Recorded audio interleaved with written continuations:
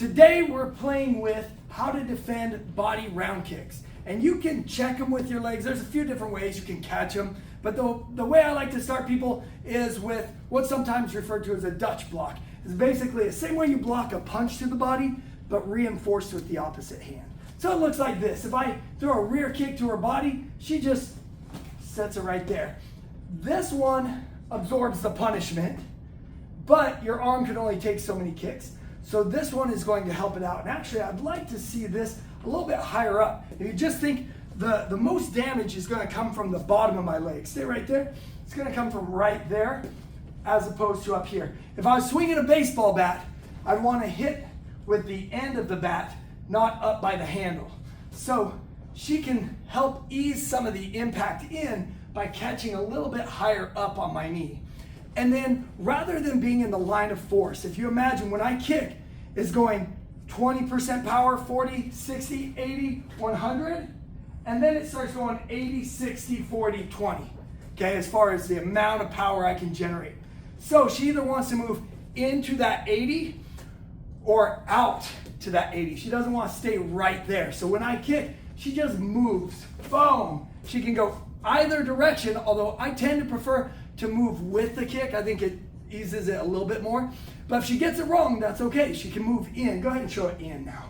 She can move in like that as well. If I kick with this leg, go ahead and show it on that side. Yes. So whoom, yeah. And let me get that a little closer up by my knee. So whoop, yeah. And what I love about this is check out where her counter is already set up for her, okay? So when I throw this kick, boom, I fall right into, boom, that cross. Now, technically, you should be able to fire any counter you want, but I always like to start people with one really good one. If I throw this rear kick and she blocks it on this side, there's her hook. Boom, right there. She's already loaded. Whop. Or here, boom, just like that. Okay? So, we're going to play and we're going to do a 3 count at the end. So if she gives me the hook, she's going to give me a cross lead kick. If she gives me the cross, she's going to finish with a hook rear kick. And hopefully I'll remember that or else I end up just getting hit. So here we go. We're going to play with it. Go ahead and hit that timer. This will be a 2-minute round. Jab. Jab. Good. Good. Jab. Jab cross. Right. Good. Jab. 2 count. Good. 2 count. Good. Jab cross. Good. Right. Good. Jab. Jab. Right. Jab. Right. Jab. Body jab. Good. Again. Boom. Good. Let's pop one upstairs. Boom. Boom. Yeah. Good. Switch kick. Good. Again. Good. Head kick. Good. Good. Boom. Sometimes I like to make growling noises because it makes it sound like I'm coming in hard. Yeah. See? It don't matter. She still beats up on me. Boom. I can't scare her. Sometimes I can scare other people. Deep. Hey. Deep. Those teeth scare me because I see that leg get chambered like there's a Tekken character. And you punch through your body. Jump cross. Now she's got really good teeth. 2 count. Now when I'm talking to camera, sometimes that throws people off because then I go like this. Good. Jab. Oh, good. Jab. Jab. Hook cross. Jab. Hook cross. Good. One more time. Add the lead kick. Boom. Ha ha ha. Hooray. Ha ha. Hooray.